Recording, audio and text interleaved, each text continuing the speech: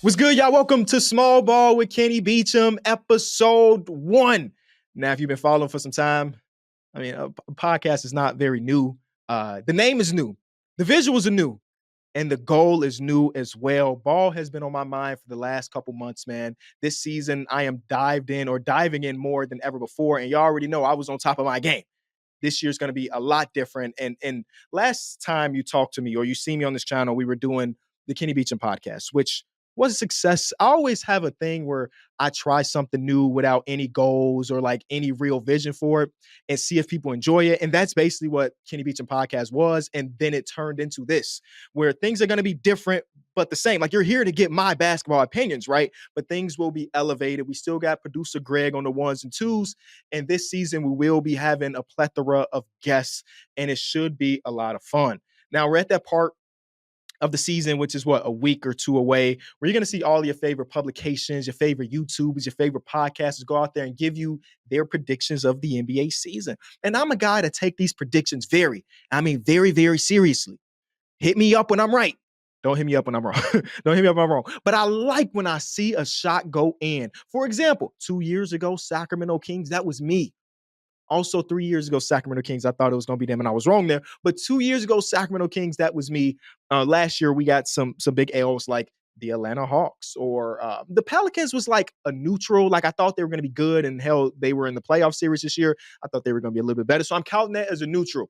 Whereas I'm going through all these notes, trying to figure out which teams I'm really excited about, which teams I want to dive into or buy stock in. There were 3 teams that stood out. And when I say stood out, I don't mean in a good way. I mean, these are the teams that are so very impossible for me to figure out where they sit. And that's what today's episode is about. These are the 3 most confusing teams for me to predict going into this NBA season. The first team, and this might be the hardest for all of them, is the Phoenix Suns. The Phoenix Suns last year they all right. Like I think if you are a top 6 seed in the Western Conference, you're probably better than all right. You are pretty damn good. But they backed that pretty damn good season up by getting swept by the Minnesota Timberwolves. And I'll be honest with you, in my research of this, I went back to look at the ESPNs, the Ringers, all of the people that were giving their prediction for that 3-6 matchup. And everybody, a majority of people were saying the Suns should win that series. Me included. Yeah. Don't go back and watch the tape. I did predict the Suns were going to win that series. Not only did they not win that series, they didn't even win a goddamn game. Embarrassment. An absolute embarrassment. The last couple weeks of the season, I don't know if y'all remember, they had a really tough stretch, and they went out there and they won 7 of the last 10 games to put them in a position where they weren't in a play-in, but instead they were in a playoff series. And in the regular season, they took care of business against Minnesota. They were 4-0. So in my mind, the Minnesota Timberwolves play this crazy drop coverage. They have 2 drop coverage killers and Devin Booker and Kevin Durant. And that's when I had to realize that basketball is a lot more complex than that. And we were wrong. Shout out to the Minnesota Timberwolves for that successful season where they went on that legendary run, in my opinion. But that left the Suns up in limbo. Because you have 3, I'm going to count 3 of the most expensive contracts in basketball. The most expensive contract this year is Steph Curry, well-deserved. The second most expensive is Kawhi Leonard. Damn it, I'm going to say well-deserved, even if he hasn't been healthy for the last 4 seasons. Next one is Nikola Jokic, best player in the world. Next one is Joel Embiid, MVP of the league and one of the most dominant individual players in all the hoops. Then back-to-back-to-back, he's Kevin Durant, or Bradley Beal, and Devin Booker. This is the first $400 million roster in all of basketball. So they lose in the first round, and basically the only thing they could do is fire the coach. Because Bradley Beal doesn't have a market. And you traded everything in existence for Kevin Durant. Devin Booker is the guy that's loyal to the soil. You can't make major roster moves here, so decide to fire the coach. You know what I was thinking about relatively recently? When the Karl-Anthony Towns trade went on, I hated it originally for the Minnesota Timberwolves. Karl-Anthony Towns being the guy that's there since the very beginning, watching them go through so many rebuilds and then getting shipped out of the dough when he ain't even know it was coming, felt nasty, it felt icky. But every single day since then, I'm starting to like it a little bit more for the Minnesota Timberwolves. Now, we haven't seen it on court, Rudy Gobert and Julius Randle, but I understand what they were going for. And I was thinking to myself, okay, Minnesota did this to kind of extend the window of an Anthony Edwards-led team to be contenders, or 3 years down the line, hell, maybe this roster looks completely different, but they set themselves up with the Julius Randle contract and Dante DiVincenzo to be able to make some changes, right? They were really pigeonholed with Karl Anthony Towns, who was tied for Devin Booker for the 7th most expensive contract in basketball, and traded him away for another All-NBA caliber player in Julius Randle and one of the better role players in basketball. Makes sense to me. And I was thinking, can the Suns do something similar? Like, is there a world where they have their Karl Anthony Towns trade, and then I'm looking at the roster, and I'm also looking at rosters across basketball, and I came to the realization that it probably doesn't happen because Bradley Beal pretty much holds no value across basketball, and Bradley Beal is a good player at this point. He's not a great player, and you traded everything to get Kevin Durant. You're not going to replenish some of that. And I don't know if there is another Kevin Durant deal that will be all NBA for all NBA. And again, Devin Booker is their version of Anthony Edwards, where this is the guy we want to help build around. So that I thought about it for some time. I even went to the finder, the trade finder, to the trade machine, and it didn't exist. But this is one of those teams that has a definite window. Like, I'm gonna be generous. I would say they probably have a 2-year window with this current core. Most people would say this is a win or go home type of season for them. But again, I'm a generous guy. I'm a basketball enjoyer, so I like to be relatively optimistic with these type of things. And I thought, with them having these 3 most expensive contracts, having Grayson Allen, who just came off a career year with three-point shooting, having Yusuf Nurkic, who's had one of his best seasons, especially because he was on the court for the whole damn season. They didn't have a ton of wiggle room to make this roster better. Again, concrete that Kevin Durant, Devin Booker, and Bradley Beal would be on this team. But with that said, I thought they had maybe the best offseason they could. Again, given the circumstances, Frank Vogel was gone. I want to remind you that late in the season, the Phoenix Suns were getting blown out by, I forget which team it was. Frank Vogel goes into the locker room and he's yelling at the guys, get your head in the game, yada, yada, yada. And in the report, this is in the actual report, players on the team had to refrain from laughing in this man's face. He had lost the locker room completely. And Frank Vogel, I'm going to say this, he's one of the best coaches imaginable in the NBA right now, because winning a championship is hard. He's done that. He did that with the Lakers in the 2020 bubble. Like, you got to think about, there's only a small percentage of NBA coaches that do it. And now it's like a revolving door because we have parity in the NBA. But historically, it's like Greg Popovich, it's Eric Spoelstra, it's these dudes, it's Steve Kerr, and yada, yada, yada. So with Frank Vogel having one in the back pocket, even before he got that one with Braun, he's got conference finals appearances. He's a great NBA coach. But I will say sometimes you can be a great coach and not a great fit. So they fired the coach of Frank Vogel and they bring in a new guy, Coach Bud. We're going to talk a lot about Coach Bud in a minute. But also the things they did this offseason is got a point guard, not even just a point guard. They got 2 point guards. Frank Vogel, again, may not have been the perfect match, but there was one thing that Frank Vogel wanted that they never gave him, and that is a point guard. Legend says he walked into the office with James Jones and said, hey, we love our roster here. All we need is a guy to get us set up. And they laughed in his face. Do you see Devin Booker? That guy can run point guard. Do you see Bradley Beal in Washington when he was averaging 30 points on a 30-win team? He can play point guard. They never gave him that. In this offseason, they got 2 of the better, or I would say Tyus Jones is like a low tier to mid tier starting point guard in basketball. Because you got to think about, in the NBA, there are like 15 all-star caliber point guards. So I'm going to say he's towards the bottom of that, but still very, very respectable, right? He's a very respectable point guard. And then Monte Morris has been one of the best backup point guards for like 7 years now at this point. And one thing these 2 dudes have in common is that they are floor generals who will help you get into your stuff, which is one of the things that they struggled with last year. When you are a team that has Devin Booker and Kevin Durant, and you are the worst offensive fourth quarter team in the NBA, that is a problem. Reminder, there's a team in Detroit that lost over 20 games in a row, and somehow they were a better fourth quarter team than your team. Definitely a problem.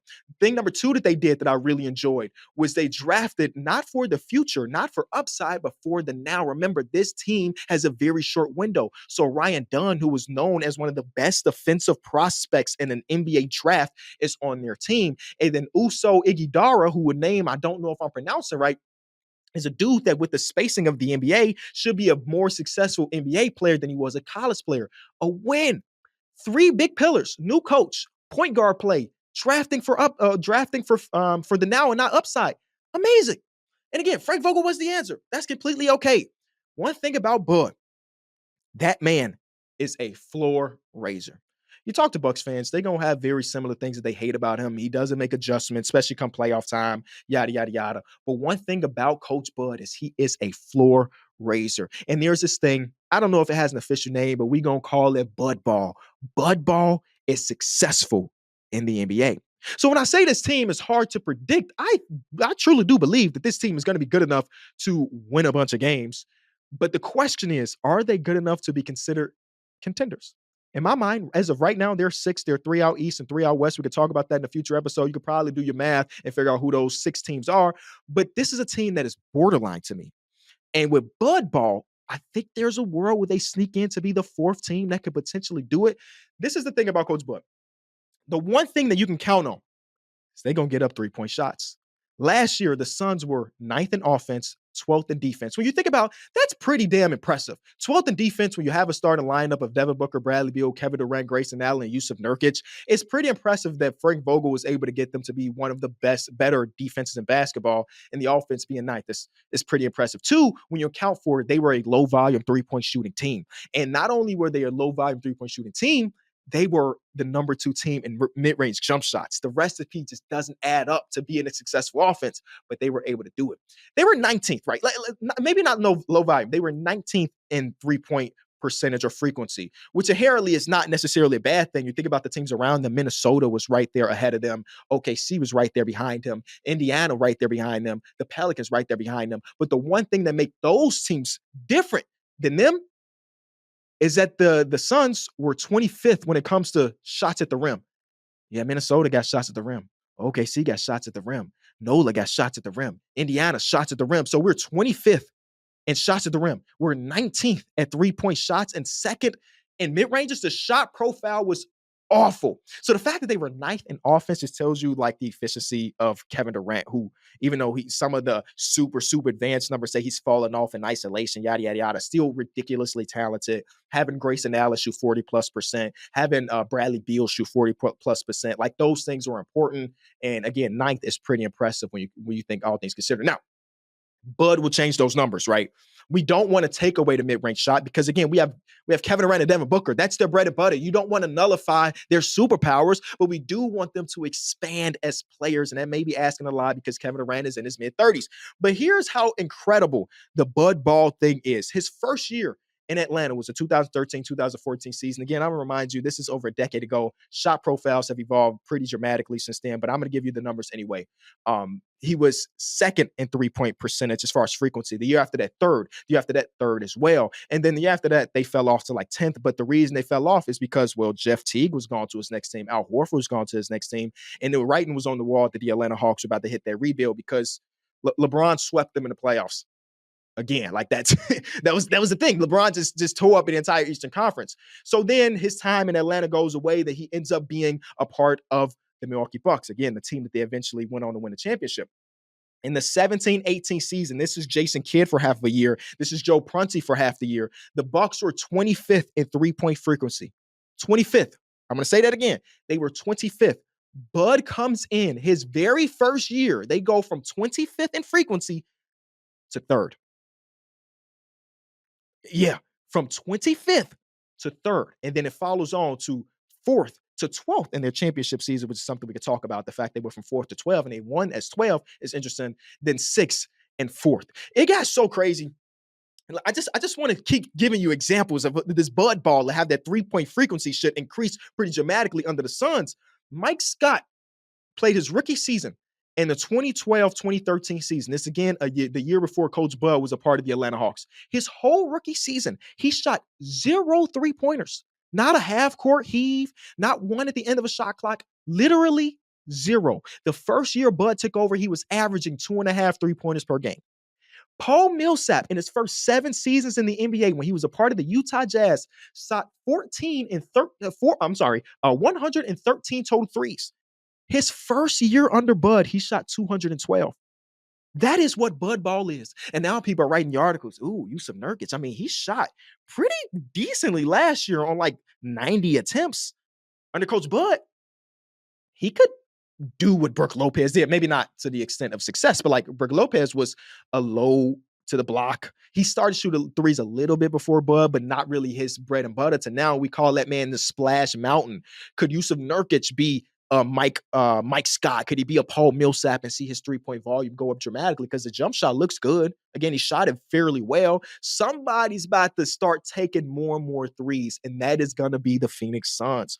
And I honestly, as lame as it is, I am a firm believer that you need to shoot a lot of threes to win basketball nowadays. It's a copycat league. It started off with D'Antoni and all of the guys in Houston. Then it transitioned to this the most recent champion, the Boston Celtics, getting up the most threes in NBA history. Like, that is the way you win basketball games. There's only a select few teams, at least in the current era, that I believe can win a championship with having a relatively low 3-point frequency. And that team is like the Denver Nuggets. They have the best player in the world, who's a system in itself. They're his most prized possession is a 60% jump shot. Yeah, you take that, you know what I'm saying? But other teams that don't have Nikola Jokic, it's just going to be tough. And this is also why I think that OKC in their first couple preseason games got up a lot of 3-pointers. This is just the way ball is. But I don't want to say this a uniform league, because the way you generate those threes are different. So even though 3-point shots are going up, I think you can get different recipes to get there. Either way, one of the things that made the Suns good last season, but not great, is that their big three only had a net rating of a 6.7, which is good. That's pretty damn good. But when you think about big threes and three of the most expensive contracts in basketball, that's just not going to cut it. I just want to put it on a playing field for y'all. The OKC Thunder big three, and I'm going to use big three very, very loosely here in this next couple seconds here. OKC Thunder's big three had a net rating of 12. That's Shea, that's J-Dub, that's Chet.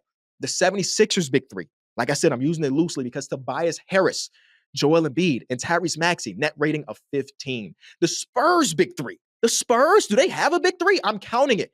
Tyus Jones, Devin Vassell, and Wembanyama have a net rating of 9. And then maybe the best big three in basketball that's not literally a big three, the Nuggets, had a net rating of about 15 with Jamal Murray, Nikola Jokic, and Michael Porter Jr.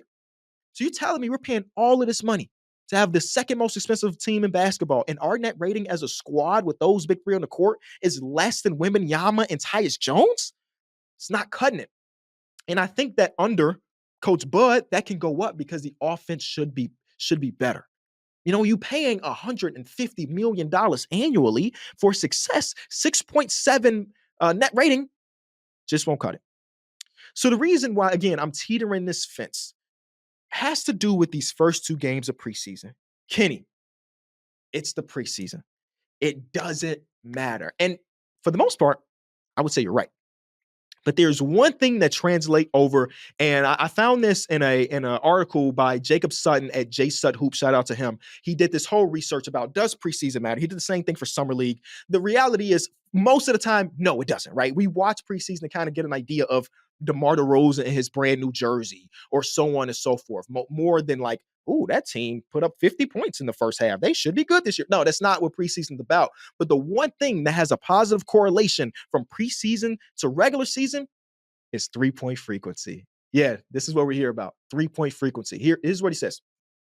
3-pointers made in frequency in preseason had a near negative 0.75 correlation with 3-pointers made in the regular season. This one is interesting, as it seems to show that even though coaches tend to experiment in the preseason with lineups, the game plan largely stays the same when it comes to behind the arc shooting. Boom. So in these first couple preseason games, when you see the Suns take 26 first half 3-pointers, that is obviously what their identity is going to be going into next season. And I want to tell you, that 26 first half 3-pointers that they took was more than 3-pointers they took in 9 games last year. In the first half, they took more 3-pointers than 9 total games last year. That is Bud Ball. And you know they got shooters, right? Kevin Durant has never shot under 38% in his adult life. I mean, do we count those first 2 years of his NBA career? I'm not counting those. He's never been under 38%. He's always been closer to 40. His volume is like it could be like 4 to 5 a year, but he should get that up. Devin Booker, a very great shooter. A lot of the times he's more of a creation shooter, but as a catch and shoot guy, we saw in the Olympics, he can do that. And then Bradley Beal shot 40-something% on catch and shoot threes last year. They have the talent to be a successful catch and shoot team, especially if Grayson Allen's coming off the bench. They have the recipe, y'all.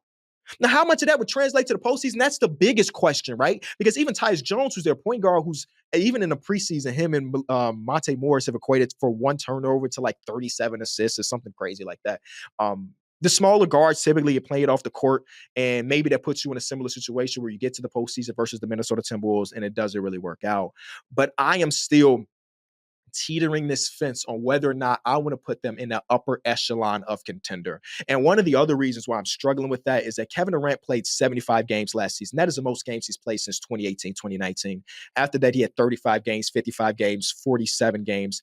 And I do believe as NBA players get older in age, their body starts to break down. Again, Kevin Durant has had a couple major surgeries on his lower extremities. Makes me feel like that 75 games may not be extremely obtainable for the next couple of years. And I hope it is, because Kevin Durant is one of my favorite watches in basketball. Even Yusuf Nurkic, who played 76 games, that's his most since the 2017-2018 season. So they had relative injury luck. Pretty much everybody was healthy outside of Bradley Beal. So it scares me a little bit. And here's the last thing. Here's the last thing that scares me. And this is a very small thing, but the last 10 games of their season, it is a gauntlet, like an absolute gauntlet.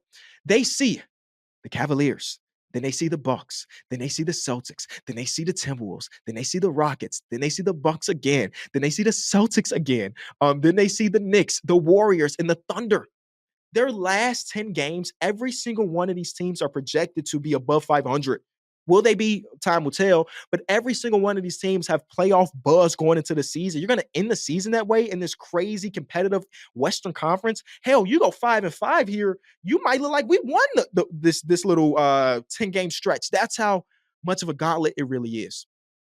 I do trust Bud to be able to get them a little bit better, but the question for me is to how much better. And I'm going to open it up to you in the comment section. Hit me up on Twitter, on X, hit us up on Instagram at Enjoy Small Ball. Please let us know what you think about the Suns. I made a tweet the other day of me watching their preseason game versus the Pistons. And it was one play that stood out where it was really just ball movement after ball movement, and it ended in a Royce O'Neal missed three. But if that's the type of free-flowing offense we're about to see this upcoming season, not only could they be a contender, they might be one of the best watches in basketball. And I mentioned the names of Ryan Dunn and Uso Ighodori. Those dudes look like they might be able to play at least some minutes. Now, Ryan Dunn came in as a great defensive prospect, an absolutely dreadful offensive one. I saw him hit a pull-up mid-range, pull-up three-pointer the other day. Again, will it translate? Probably not. I want to remind you that Anthony Bennett, through his first couple preseason games, was dominant, and then he took 5 games to score 70 points, or was it 7 games to score 70 points? It might have been 100 games. I don't know. He was great in the preseason, then awful in his actual NBA career. So I'm not taking it like that. That is who Ryan Dunn is. But man, if he can hit a three, I think he hit 12 total threes all of last season in college. So let me pump the brakes on that. I think I just become a little bit too optimistic on this team. If I'm thinking Ryan Dunn is going to hit a pull-up three-pointer in the regular season. Ighodori, he might steal some backup center minutes from Mason Plumlee. His playmaking was way more advanced than I thought. And I'm not a big college guy at all. But I did do my research on the prospects because we did a big draft show.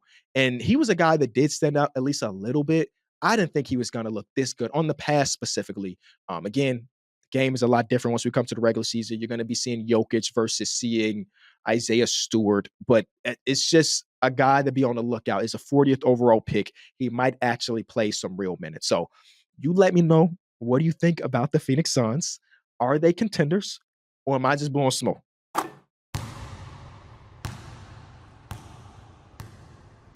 Before we get to our second most confusing team, I'm bringing in producer Greg to do what we're calling 5 Out. We got 5 minutes for Greg to give us topics, and we're going to talk it through. How we feeling? I'm feeling great, Kenny. I'm pumped for this season. Before we do the 5 Out, the 5 minutes, I want to test your knowledge of obscure NBA players. Do you know the player that I'm wearing right now, this jersey? I'll give you a hint. Drafted in 2008, second round point guard.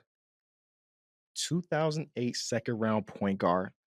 2008 was around the time where I actually watched college basketball too. So I might be able to lock in here. Virginia point guards from 2008. Played for the Suns very briefly and the Bobcats very briefly, and probably only played 2 to 3 years. Oh, the white guy? Black guy. No, I'm out. I'm out. Who is it? Sean Singletary. Sean Singletary. That does not ring a bell at all. I'm gonna be honest with you. Okay. He's a Philly great. Sean He grew up with Singletary. Kyle Lowry in Philly. They were the two best guards in the city. But Ah, very, very obscure NBA player. okay. Yeah, I feel bad for not knowing that. But hey, you learn. You got to learn. You got to learn. I'm seeing it right here. Even like looking at his picture, I'm the face that sometimes you see a face like, oh yeah, I didn't even get that oh yeah moment. Sheesh. Shout out to Sean Singletary, man. All right, let's go 5 minutes. I'm gonna hit the All right. timer now. So, first topic, my brother is a major Sixers fan from Philly. He's also a huge Luca fan, and thereby a big Mavericks fan. And I asked him the other day, which of these two teams do you trust more for this season and which has a higher ceiling? And he couldn't give me a straight answer. And I think it's interesting because the Mavs over the last few years, except for 2023, have overperformed. They hit the conference finals in 2022, made the finals relatively unexpectedly last year. And the Sixers, I would say for the last 5 to 7 years, have underperformed almost every year. So I'm going to throw that question to you. Which team do you trust more and which team do you think has a higher ceiling? I trust the Dallas Mavericks more simply because Luca is an engine by himself. And there's never been a time in Luca's career where I've had to question his durability. Even last year in the playoff run, he wasn't healthy and still they made their run to the finals. But I do believe when it comes to ceilings, I think the 76ers have the highest ceiling amongst all of these teams not named the Boston Celtics or the OKC Thunder to me, just because Joel Embiid is just one of those guys that even last year in the playoffs where he basically came in fresh off of his injuries. He's playing with Bell's palsy. He's got all of these ailments going on. He still gave us a really good, maybe his best individual series with a little bit of what's the word I'm looking for? Like we've had him have good series when he was the 2 seed versus the 7. This was the first time where we had a good series where his back was against the wall, and it still didn't matter. They end up losing. But I think adding a guy like Paul George and adding Gershon Yabusele, who might not materialize, and Caleb Martin, who is hot and cold, I think their ceiling's just a little bit higher because Joel Embiid as a system is just, can I just say better? Like Luka's the better player, obviously, but I look at when Joel Embiid was healthy, they were the number 2 offense in basketball, only behind the Boston Celtics. He was breaking records that Wilt Chamberlain set when it comes to points per minute, and I think some of that, if he is healthy, is translatable. But I trust the Dallas Mavericks a lot more. I mean, a lot more, just because like I'm watching Derek Lively progress every single game that he plays. I'm trusting Kyrie Irving to, even though we got in the finals and he didn't perform to the way we wanted him to, I trust him to be able to give us moments in the playoffs where he can be the best version of himself.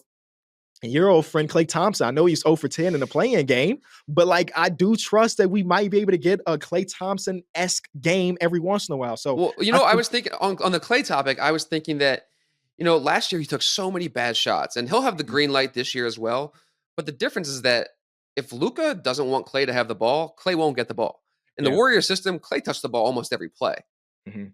Yeah, this is a different role for him, and I can't wait to see how he adjusts. Where I'm assuming his usage is going to drop significantly, and that's just the reality of basketball at this point for Klay Thompson. And I still believe that he can be a really successful NBA player, and I would hope that he does stop some of those. I haven't touched it in a little while. Let me get my shot up shots, but sometimes you kind of need those. That's the heat checks for Klay can be legendary, but who knows? And that won't be the finals, but that would be a very interesting series. I agree. I agree. I don't think it will be either. But if we did get there, I would go. So if the 76ers got there, that means Joel Embiid is dominating at this point. So in that hypothetical series, I might go 76ers and 7.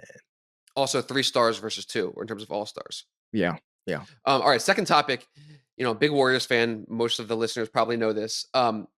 The biggest topic outside of can Steph and Draymond continue to play at the level that they're used to playing at has been, can Kuminga make that major leap? So one, I wanted to get from you, what do you think that major leap means?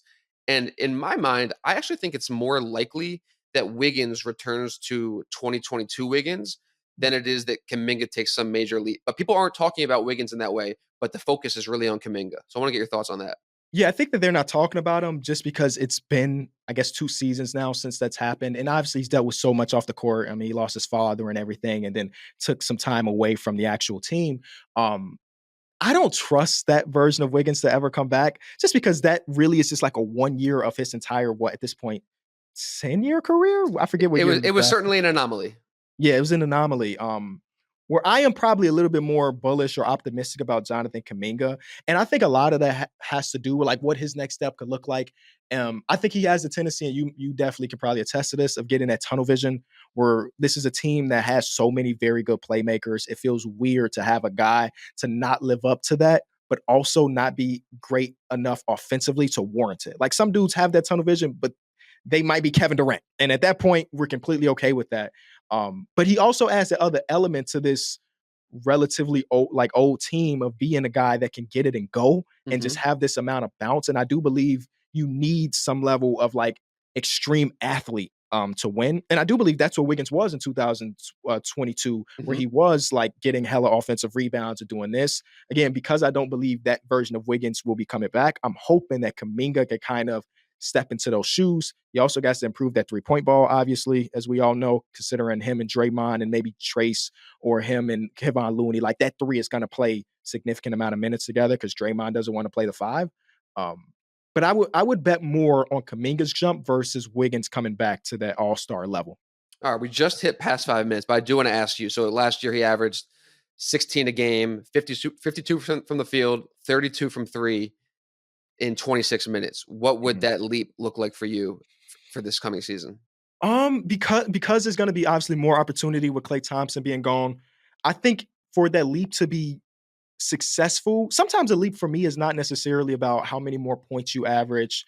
Sometimes it's not even stat based at all. Like some dudes just look better on court and just a better fit for the system. But because there's more shots opening up with Klay Thompson being gone, I think I would say it will be a successful leap if he can jump up to a 20-point per game score. And I don't think that's out of the realm of possibility. I don't know if I would bet real money on it.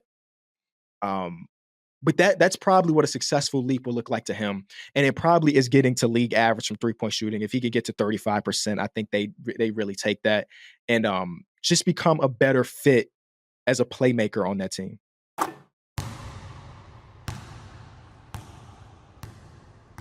Shout out to producer Greg for the 5 out. You know, we named it that because we got the small ball lineup with Kenny Beecham. We playing 5 out now. So Greg will be back later in the show to talk more things and in the future as well to give us that 5 out. So the next team that is going to be at least difficult for me to try to project is the Lakers.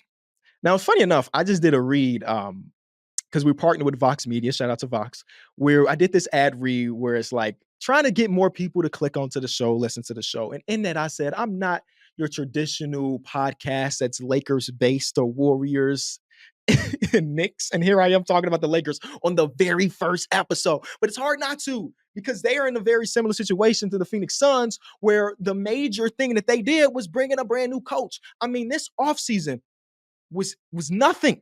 Nothing. I mean, Taurean Prince is gone. Spencer Dinwiddie, who was awful for them, gone, back to Dallas. Other than that, it's Bronny James. Shout out to Bronny. It's Cam Christie, or I'm sorry, Max Christie. Cam is on the other part of LA. Max Christie getting that contract. And it's JJ Redick coming in. And I don't know, man. I don't know. I believe that this could be the change that they needed. Is that crazy? Is that crazy? Like, I think a lot of this has to do with the mindset of JJ Redick. And this is something I've mentioned before on some of the other shows that I host, that every single coach that comes into an opportunity, hell, I am in the process of learning coaching and I want to be on the bench next year as an assistant, not as a head coach. I'm very far away from that.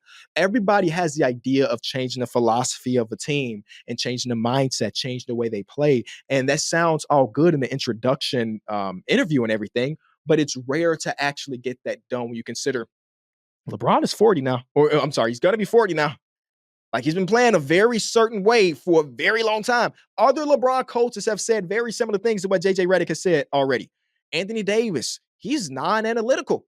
JJ Redick is an analytics guru. Like, this, coaches say these things, and it's hard to put it into practice. But I kind of do trust it a little bit more with JJ, and maybe there's bias he's playing in here, but some of the things that he mentioned makes me really, really excited. So first off, last year, the Lakers gave up 14 made threes per game. That was bottom 3 in basketball, only behind like the Chicago Bulls and another bad team. They made 11.6, which means that every single game they're starting off basically down by 9 points. that was obviously not a recipe for success. It was a recipe to win at least a decent amount of NBA games, but not all of the NBA games that you won if you're a Lakers fan. And I do believe, again, based on the preseason games that we've seen, and we talk about the research that we mentioned in the Sun segment, that three-point volume should go up significantly. So maybe they're not down by 9 every single game, but instead it's maybe 3, or maybe they're up by 3. Oh my God, they turned it around. But JJ Redick has talked about a few things. The first one is empowering Austin Reeves. Austin Reeves just came off such a crazy, unexplainable season last year, where at some points he was the third most important player on the Lakers, and in other points his coach was benching him to be a spark plug off the bench. Even though him and LeBron have pretty good chemistry, even though we could all agree that he's one of the 5 best players on the team, no. Mr. Darvin Ham said, no, we're going to test you coming off the bench. And that test went poorly. Now, eventually, when he got back into the lineup, he started to look like the Austin Reeves that we were hoping to get. But it just overall was a weird season where I feel like Austin Reeves was pitch and hold. And I'm not trying to speak to you as if Austin Reeves is this all-star caliber player. Like, he's a potentially third best player on this team. And that's important when you think historically about LeBron teams. That third most important guy in a lot of cases were all-stars, but this case is not that. And he just needs to be in a situation where he can play his best ball. Like, one of the things that we agree on with Austin Reeves, I don't even know, did I say Rivers earlier? Austin Reeves, is that he's learned a lot from LeBron James when it comes to drawing those fouls. This should be an interesting season for that, because y'all know second half of the season, the whistle was a little bit tighter. I wonder how that impacts the Lakers when they were like, 500 more free throws than their opponents. Either way, Austin Reeves is supposed to be empowered to not just be the best version of himself, but to be like a true guard / off guard for them. And I'm just curious to what that looks like. Again, getting bits and pieces from preseason, they really did empower him. That very first game, there was no LeBron James, there was no Anthony Davis. So it was really Jackson Hayes, Austin Reeves, and some other dudes. And in that, I felt as though Austin Reeves was, again, put in the position to be the front runner as a ball handler. And that is on the team with D'Angelo Russell, who, again, has been a point guard for the entirety of his career. The next thing that JJ Redick talked about was getting Anthony Davis to shoot more threes. Again, I feel like there's a lot of coaches that have said this about Anthony Davis. We got to get him to shoot. And Anthony Davis has not hit a jump shot since the bubble, it feels like, bro. Anthony Davis's jump shot has fallen off a cliff. And JJ said on the Zach Lowe podcast, may it rest in peace, that he has a theory about why Anthony Davis's jump shot has not fallen over the last 3 to 4 seasons. And that first preseason game versus the Suns, if I'm not mistaken, he hit a 3. That's all I needed. No, I'm joking. But like, he took it with a lot of confidence. It didn't look any different, right? In my mind, when I hear about a legendary shooter like JJ Redick having a theory about why somebody's jump shot is not falling, I'm thinking mechanically. Mechanically, it looked pretty damn similar to the Anthony Davis we've seen for the last 20 years since we've known him as a basketball player. So I'm curious about that. Could they somehow empower Anthony Davis to take more shots and be efficient there? But also, he mentioned using Anthony Davis as a playmaking hub, which feels like, I mean, we talk about the league expanding and maybe getting more three-point oriented. One thing that we're seeing across ball is that these centers being used as hubs. Obviously, it started pretty heavily with Nikola Jokic, and it's hard to beat that. He's maybe the best passing center of all time. Not maybe, he is the best passing center of all time, and he is a system of himself. But the last year under Nick Nurse, we saw Joel Embiid become that hub, that system. His playmaking numbers were dramatically higher, and so on and so forth. Bam Adebayo in Miami, this is varying degrees of success, by the way. Bam Adebayo, be this hub where the ball goes through him on a lot of possessions, and we trust him to facilitate and or create a shot for himself or his teammates. When we're seeing Alperen Sengun, again, another lesser skill, but these centers across basketball are becoming smarter and more of a focal point in offense, different than what it was in the early 2000s or in the 90s, where they were focal points as well. But it's give the ball to him on the block and let Shaq cook, let David Robinson cook, let Hakeem Olajuwon cook. Instead, it's like, high elbow. You cut off of me, bet I got you right here. Oh, if not, I'm taking a jump. So like, having Anthony Davis play this hub would be very interesting, because we can all agree Anthony Davis basically had his best season as a Laker other than the championship run last year. And that equated to him making an all-NBA appearance, but also making a playoff series and losing to Jamal Murray. Like, it was a good season, a great season, but under JJ Redick, there's a world where he gets better. And I do want to remind everybody that Anthony Davis, probably a top 10 player in the NBA right now. But there was once upon a time where Anthony Davis was widely considered like the top 3, not in his position, but like in the world. And now he's going to 30s, and it's kind of hard for me to see him doing that again. But I would love to see a coach kind of empower him to get back into that version of himself, because we know defensively he's still that, but it's a question about, could we get him to be more effective offensively? Getting more three-point shots up in general is something JJ Redick has talked about. And again, we saw that a little bit in the preseason. There's one thing about this new system that JJ Redick is running, and I made this a point, and I need to dive into it a little bit more when the regular season starts. There's a creator on TikTok, and I don't even want to give him credit because I think he was referencing someone else, and I don't want to get it lost. When they said the NFL is becoming more and more like college football in a sense of their schemes and their patterns and so on and so forth. I think that we're in the early stages of something happening in the NBA. Now, college basketball obviously is a different game when there's no 3 seconds, it's a slower pace, so on and so forth. But there are a few coaches in basketball that run these things that are very, very um, similar to things you see in college. And JJ Redick is going to be one of those guys. The first play of JJ Redick's coaching career is something he took out of Dan Hurley's playbook. And then we saw him do that again and again and again between the first 2 games of the preseason. And the reason why I'm interested in that is because when you think about college basketball in general, a lot of the times these sets and these plays that are being ran is because you don't have the greatest individual level talent, right? If we have Kevin Durant, get the hell out of the way. He's Kevin Durant, isolation, let him cook. But in college, you don't have the Kevin Durants. So instead, we need some Princeton, we need some pistols, we need some horns actions. And again, these are not things that have not been in basketball, because horns is the most useful play outside of the pick and roll in all of basketball. But these are the teams that don't have the bronze and all these great dudes. So we need to find ways to generate open looks and good looks. JJ is kind of doing that through the first 2 games of the preseason. And I think that's going to empower this team a lot. Last year, in the 493 minutes the Lakers played without LeBron James and Anthony Davis on the court, they were a minus 16.38. Now, I decided like that number feels very skewed. There's no way they played 500 real minutes without Anthony Davis and LeBron. It's kind of stupid, right? So I decided to filter out of garbage time. And now the number drops dramatically to 278, when that was a net rating of a minus 12.79, which means that there's about, and this is very rough here because even there were games where Anthony Davis and LeBron didn't suit up. That's a full 48 minutes with them working on the court. But in averages, there's about 4 minutes a game where LeBron James and Anthony Davis are not on the court, right? 4 minutes a game. And if your net rating is minus, let's round up 13 in those minutes, you're putting yourself behind the 8 ball, and you account for you being down by 9 because you don't hit 3-point shots anyway. These are the type of things that I think that with the new playbook and them having this new type of system could change. Now, I don't expect them to have a positive net rating without Anthony Davis and LeBron. Hell, those are the 2 best players on the team. Those are the 2 top 10 players in basketball. But if we can get it to be more than double digits, how does that work with negatives? Either way, if we could get that net rating to -8 versus -13, you're winning more minutes. And I think that with them having a better offensive system, because I watched a lot of Lakers. It was hard not to watch a lot of Lakers because they were on TV every goddamn night. Darvin Ham was not running a lot.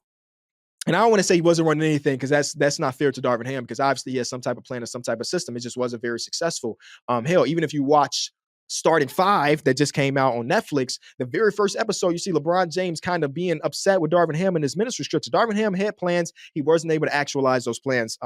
But I'm looking at this, all these things. Anthony Davis being a hub, them shooting more threes, Austin Reeves being empowered, LeBron James playing more off the ball, and he cleared up saying that off the ball doesn't literally mean LeBron James sitting in the corner.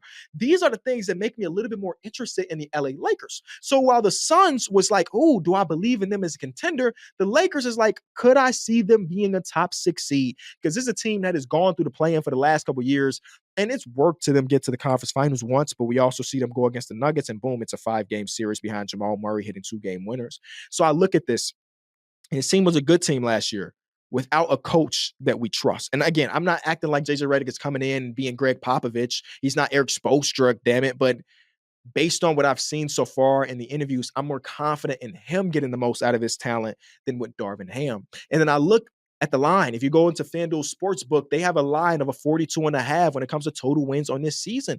I'm looking at last year where they were over this. I look at the new additions to the coaches. I'm like, man, I feel like this is a pretty safe bet.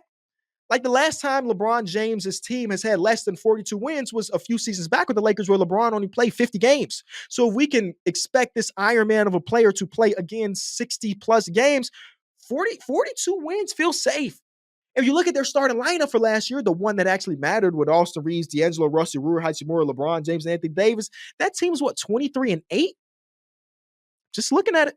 I'm just looking at it. Could this team go from a team that we see towards the bottom tier of a play-in team to be like, oh my God, LeBron and them are back to the 5 seed. They're back to the 6 seed. A lot of that depends on health. A lot of that depends on them trusting JJ Redick, and JJ Redick trusted his team to do this thing and do it successfully. I don't know where it stands, because it feels weird. Because I'm on another podcast with my homie Mike, who's a diehard Lakers fan, and we always make fun of Mike for being a Lakers fan. I mean, he's the one guy that's got a recent championship in the bubble or whatever. But it's like the way the Lakers are talked about in media, like, oh yeah, we're gonna make fun of Mike. But I'm kind of buying into the Lakers this year, and I haven't bought into the Lakers since they added Anthony Davis. I'm not saying that equates to a championship like when they had Anthony Davis, but like this out of all years, the one I'm the most excited about, because they didn't panic, right? There was a world where they went extremely hard and said, hey, D'Angelo Russell, you could take your player option. We're trading you, Rui Hachimura, and Jared Vanderbilt for Zach LaVine. That team is not anything better than this team. And that was like the old Lakers recipe. And now they're like, no, let's take a step back. Let's see what the new coach can do. Because that low-key, that Zach LaVine trade is going to be on the table until February, brother. We don't need to jump the gun right now. So let's see what we have under JJ. And if that's not successful and we need that extra because Zach LaVine can provide that, then we pick up the phone and call in. We have more tradable first-round picks. All I'm saying, the Lakers should be better than 42.5, but I don't know if that makes them a top 6 seed. So it's hard for me to place that out. This NBA season, you can make every play, pass, and point mean more with FanDuel, America's #1 sportsbook. FanDuel has all your favorite bets, from who will win the game to how many points a player will score. Plus, check out the newer bets like the number of dunks, assists, or three-pointers in the next 3 minutes. It doesn't matter if you tap into FanDuel before the game tips off or after it has already started. And whether you ride with my picks or have a hunch of your own, now is the perfect time to get into the action. Because for a limited time, new customers can bet $5 and get $300 in bonus bets if the first bet wins. Just visit FanDuel.com/Kenny for your chance to score $300 in bonus bets. Have a ball betting ball with FanDuel, the official sportsbook partner of the NBA. Then the last thing, the very last thing I want to get to, and this is going to be briefly, is the Grizzlies. It's the Grizzlies. Everybody I've talked to, every article I've read, and so on and so forth, are anticipating the Grizzlies to jump back to where they were 2 seasons ago. 2 seasons ago, they won 51 games. The year before that, they won 56 games. And I'm just a little bit more hesitant to get there. I think ESPN's model had them winning 51 games, and I'm like, whoa, that's extreme. I do want to say the conference has got significantly better in the last 2 years that the Grizzlies have been kind of chilling, whether that be because of a suspension or injuries and so on and so forth. Last year, they were the most injured team in the history of basketball. Like that is not an exaggeration. They had the most games missed to injury than any team in basketball by a wide margin. So a lot of people's mindset is that because they are healthy, they are going to be back. And I understand it. Last time Ja Morant didn't have a suspension, he was an All-NBA second team. Desmond Bane was in running for most improved player. Jaren Jackson Jr. literally won Defensive Player of the Year. All of those guys are back. Jaren just saw his role increase last year with all the injuries, and now he's got a little bit more creation under his belt. Desmond Bane was basically the true point guard last year in his games that he played, because Marcus Smart, who they traded 2 first-round picks to get, also only played, 20 games? And Ja Morant played single digits. So Desmond Bane has more experience. Jaren Jackson Jr. has more experience. There's no world where this team doesn't be successful, right? But it's hard for me to get there. 2 years ago, when they won their 51 games, or 3 years ago when they won their 56 games, this roster was almost entirely different. Again, those top 3 dudes are still there. And then Brandon Clark. Those are the last 4 players from that team. This team lost Dillon Brooks, walked in free agency. They couldn't match that money. That was a crazy amount of money for Dillon Brooks' production. Hello? They was talking about him going to Shanghai on Twitter, and then he got 20 plus million annually. There's no way Memphis could have matched that. So I ain't mad at them for losing that. They traded away Steven Adams, who was dealing with all these injuries, and they, again, traded 2 first-round picks that ended up being Bub Carrington and Marcus Sasser. Those might not matter. Those might matter regardless. the core pieces that were a part of this team 2 years ago, majority of them are gone. And again, we're talking about 2 starters and then a whole bench. So it's maybe not that bad than what I'm making it seem because Ja's there, but it's hard for me to get to 50 plus wins on this team right now. The identity of those teams that were very successful they were a low turnover, high turnover producing teams that killed the offensive glass. Like I don't think people recognize how important Steven Adams was for this team. Jaren as a roamer is one of the best in basketball. But because he's a roamer and he's a big time shot blocker, that puts him in a position where he's not the rebounder that we want him to be at nearly 7 foot. I mean, when you're 6'10 and you average 4.5 boards, something is up. And Steven Adams was the glue that kept all of that together. He was the blanket that got over that side of the ball when it comes to closing out those possessions. And also, Steven Adams was on a legendary offensive rebound and run. Now, they tried to supplement that or replace that by drafting Zach Edey. And Zach Edey looks like a guy that I believe will be able to have a successful NBA career. He's basically a 50-50 prospect for a lot of people. I think there's a world where he does have a successful NBA career. And he was third when it comes to all of D1 basketball in his offensive rebounder rate. But it's hard for me to believe that he will be able to mimic what Steven Adams did, specifically in his rookie season here. So it's just harder for me to get to the point where a lot of people are with them being a 50-plus win team. And they also just got the injury bug.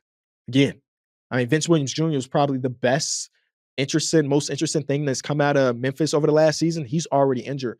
Gigi Jackson, a second-round pick, who's one of the top high school prospects, and then he reclassified, ended up here, and got mad at his coach on Instagram Live, got caught. Regardless, he was a second-round pick, and he was a bucket. A little bit of a tunnel vision guy for me personally, but a bucket. Both of those guys are already injured. Jaren Jackson Jr. already dealing with an injury. So this team has to stay successful, which is yet to be seen in the last couple of seasons, or stay without an injury in the last couple of seasons. And they also have to refine their identity or kindle that old flame. And with the teams around them just all being better than what they were 2 years, like this is not the same team that went to war with the Golden State Warriors back 2 years ago. It's not the same roster. And I do believe their ceiling is that. Don't get me wrong, but I also think their floor is maybe not as high as a lot of people believe. So for me, as you can see, the Western Conference is a damn murder fest. I have no idea who's doing what. And I don't have a single confusing team out East. It's like I know those top 8 teams are going to be 18. The top 8. It's a matter of who's going to be the 9th and 10th seed. Charlotte, I got my stock in you.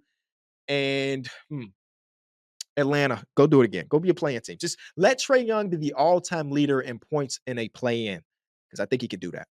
Let me know what you think are the most confusing teams for this upcoming season. I did have other teams like the Warriors potentially. I had the Nuggets, which surprised some people, and then like the Pelicans. But I don't want this episode to be 3 hours long. You got to come back next week. Now, before we get out of here, when we were named the Kenny Beecham Podcast, we had this segment called Ask KB, where we let people tweet in or go into the comment section to ask me a question. That is coming back, but instead of it just being through text and through everything, you can hit us up on Instagram. It could be a video or voice memo. Enjoy small ball. We're going to open that up and let's see what y'all got, man. This is the inaugural episode. I'm excited to see what type of questions we get.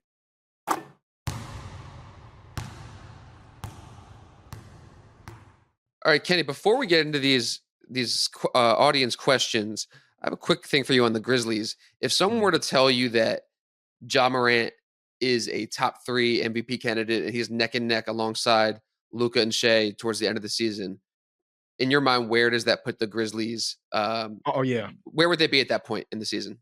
If he's that high, they have to be one of the top 2 to 3 seeds. Easily. And that's not out of the realm of possibility. I'm just having a really tough time to figuring out where they're going to be. We can all agree Ja Morant is a disgusting player, and I mean that as a compliment. One of the most unguardable dudes in basketball. But like, damn, it's hard for me to look at Marcus Smart's injury history and them being small through their first 3, especially because Gigi and Vince are both injured right now. They're going to be a small team and then a large team on the back end with Jaren, and it's a hodgepodge of talent. I'm just not there yet. But if Ja does it, it's not out of the realm of possibility. I wouldn't be too surprised. But for you, this is not about Ja. This is about the other pieces. Yeah, it's about the other pieces. Ja's as safe of a prospect. He did take a 25-game suspension. Yeah, safe would be a bit of an ironic word. All right, let's get to these questions. Hey Kenny, I'm a huge fan of yours and all your shows, man. I never miss an episode. I got a crazy would you rather question for you. Would you rather have 10 years of super good Bulls basketball? You got a little taste of it during the Derrick Rose era. 10 years of that type of basketball. They go deep in the playoffs, but they never get a ring. Or would you have rather have a random year where they do win a ring, but the other 9 years are just bad like they have been? Wow. So, okay, so that's not something that new to me. This hypothetical has come up a lot, specifically when we sit in Discord all day, me and the guys. Um, I okay, so I guess my question is, do I know in that 10 years that we do not win? We're a 50-win team, but we don't win. And I know that. I'm watching these games knowing that there's like a real ceiling behind it, or am I going into it not knowing that we're gonna lose in the conference finals every single year? What would you think, Greg? I would say you don't know you're gonna lose, but it's a heavy feeling. Okay. Also, I this question comes from at @cdowney_9. appreciate you for the submission. I might take the one ring, man. I have not been able to see what Chicago was like during a really good sports season, other than the Blackhawks, and the Blackhawks are just a small portion of sports fandom here in Chicago. Like the Bears have had their Super Bowl run where they lost to, I guess, my boss Peyton Manning. But other than that, that's the only time I've actually really seen it. 2005 White Sox championship was cool, but in 2005, I'm 9 years old, so I don't really account for a lot of it. And I don't like the Cubs, so that didn't mean anything to me. So 1 year of a ring, I would probably take that and nobody be able to tell me anything about that one championship.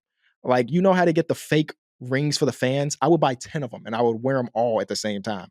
But like 10 years, because by year number 9, you're not even excited anymore. Maybe by year number 4, you're not even excited anymore after losing and losing and losing. So give me one ring and I'd be happy.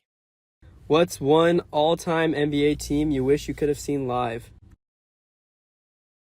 Oh, okay. Straight to the point. I like that. Shout out to you. One team that I wish I would have seen live. I have like the of course Hardwood Classics are a heavy one. So like I feel like there's no team that you can't see, but live, is it a cop out just to say the 96 Bulls? Like, is that a cop out? No, not at all. That's the best answer. Yeah, I'm gonna take the 96 Bulls. But other than that, I really wanted to see like Bird versus Magic and how prime time that really was. Obviously, the league was a lot different. This is basically the inception of live TV for the NBA. I would have loved to be able to like sit in the living room and watch Bird versus Magic on a random day or a playoff finals appearance or something like that. But 96 Bulls, oh my God. Like a team that dominant, Greg, you've seen a team that dominant of your favorite team. I can't imagine waking up to watch that team every day. We're like, you're almost guaranteed to win. Like it can't be anything better than that. So I'm gonna take that. I wonder if there's teams with more chaos and that, adds to the Mm, fun of it. Maybe the Rasheed Wallace Jailblazers or something like yeah, that. right. Yeah, because I was even thinking on that tip, you could be like, but this stuff never carried on to court. But like Shaq, Kobe, 2000, 2001. But I lived that in a way. They never let that show on the court though. It wasn't like they were pissed at each other when hoops were going on. I was mostly behind the closet stuff. So I would go 96 Bulls, close second to like a Bird Magic rivalry. Um, and then like I really wanted to see, was it 70-76 Bill Walton? Oh, and the The way Blazers. like some of my old heads in my life talk about Bill Walton, like I can watch it. I've seen some Hardwood Classics of him, but they are talking about him like he was the greatest thing to ever grace a basketball. And of course, before MJ and everything. But it only lived like a season and a half, 2 seasons. So I would have loved to go back and see what that looked like. Also, he gets credit for being one of the best playmaking centers of all time. And defensively, he was on top of his game. So Mhm. that was an obscure one, but I would take that too. Well, speaking of, you mentioned earlier the Netflix show Starting Five. It's very similar to how they talk about Sabonis's dad. Like, Yes. you didn't see it, but trust me, like he's one of the top 5 ever. And Yeah. it's if we didn't see it, we didn't see it. I don't know. Yeah, you know what? I was watching that and I saw that part really stood out to me. Because obviously people know Sabonis, Arvydas Sabonis, and but I didn't think about him in that light until this thing dropped. Like I recognize, of course, he was 31 years old when he came over. He was obviously really good, but in that, they legitimately made it seem like he was the best player in the world at that time. And I had never heard that. I heard he was great, obviously, but best in the world, that's something that I don't know if that was played up for television, or was that the universal opinion back then? Yeah, I don't want to give spoilers, but hearing Kevin Garnett talk about him in the All-Star game locker room that was a great story. Smoking a cigarette, talking about how great he is. Yeah. That question came from Kyler W, and we got one more here. Hey, Kenny, longtime fan, excited for the rebrand to small ball.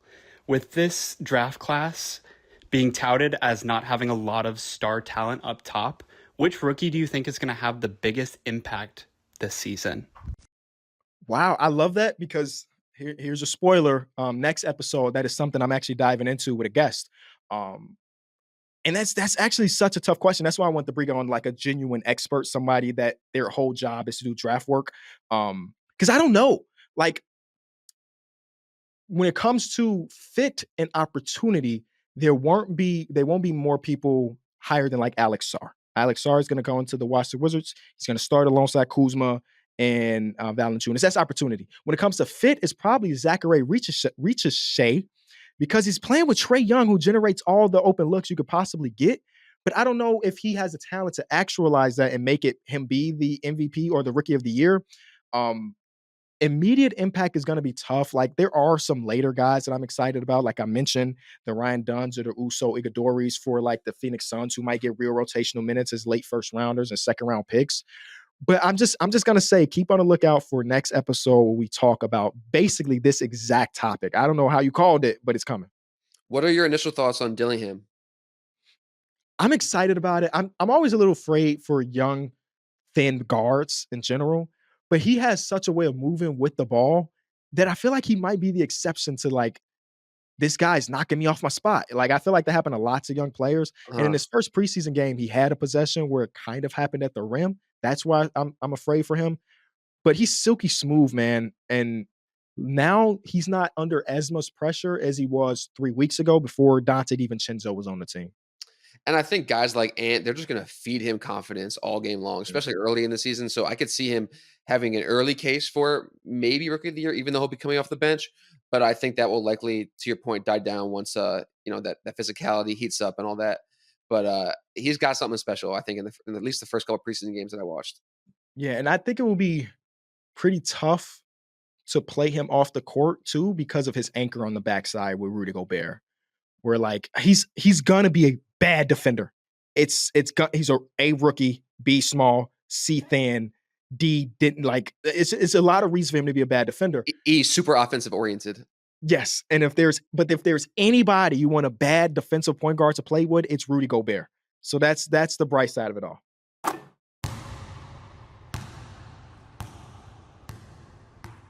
I want to say I appreciate you for watching this first episode of Small Ball with Kenny Beecham. Like I mentioned at the top of the show, I'm super excited for this upcoming season, man. We're going to have guests. We're going to have segments. We're going to do it well. And I do want to say thank you to FanDuel. Thank you to Vox for coming in for a season. Thank you to producer Greg for being here on the ones and twos.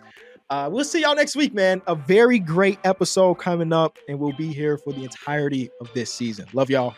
Peace.